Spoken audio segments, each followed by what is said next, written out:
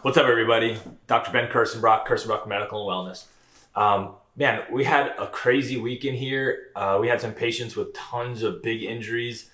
A lot of people really hurting, and it was weird because we also had people with literally the same injury, but they weren't describing the pain nearly as much as some of the other people. So I thought I'd do a video today on what's the difference between why some people have high pain tolerances and why some people have low pain tolerances. It's really multifactorial. I think I figured out basically 5 or 6 of them. So anyway, here we go. So the first one, and the one that's least likely for you to change, is your genetics. So some people are just born that way, unfortunately. They did a study one time where they were showing that people with really like one particular genomic variation, like literally across the board of physical pain and emotional pain, were rating their pain levels higher. What's neat is that those same people though were able to drop all those pain levels with diet, exercise, Tylenol, like all kinds of different things. Even emotional pain, Tylenol made it feel a little bit better. So kind of cool. The second component to it is a person's personality.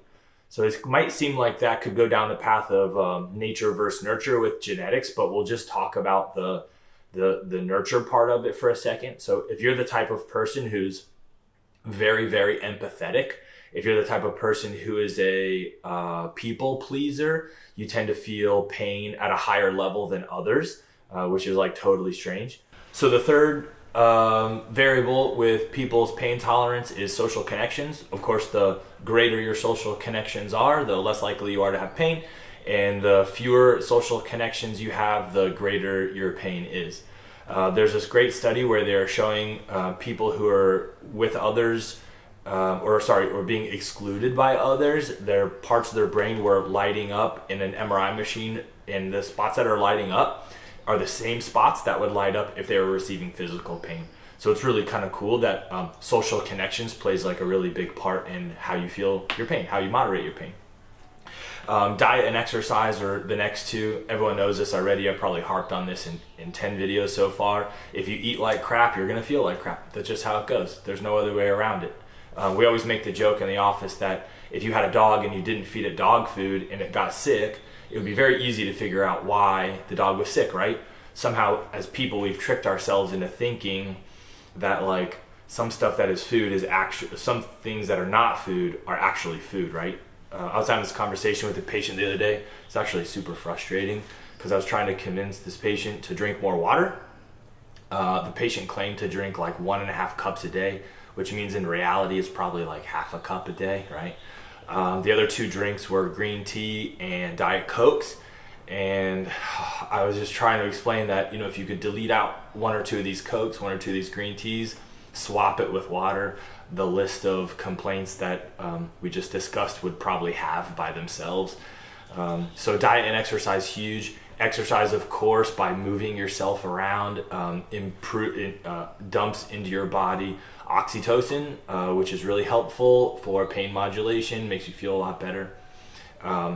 It's a weird thing, and I think I mentioned this in another video, but if I'm in here, let's say I'm getting a massage here in the office, and the massage therapist presses down into a spot that really hurts. Oh God, it can be like the most painful thing, right?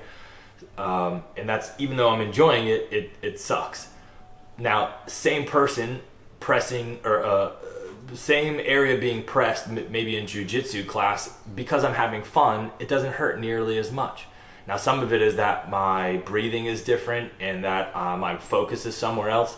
But like, that's the whole point, is that you can have the same stimulus, but with like a different connotation to it, like you're exercising or you're having a social connection, and it doesn't feel as bad. The very last thing is breathing. So a person can breathe themselves in pain or out of pain, and they can breathe themselves into being comfortable with the amount of pain they have, or they can talk themselves right into like a panic, basically, right? So a couple of ways that a person can help themselves. If you're in acute pain, you don't have to do anything. Your body automatically will make you breathe in such a way that the adrenaline is flowing, and you should get a couple minutes of like pain freeness, right? But if you're in chronic pain, that kind of like shallow, quick, sort of guarded breathing is really bad for you. There's a guy in here yesterday who is in a tremendous amount of pain, a concrete worker, and I was trying to focus with him on like, quit breathing like, like let yourself take full deep inhalations and exhalations. And it was allowing me to stretch him a lot better, which was able to make his pain better.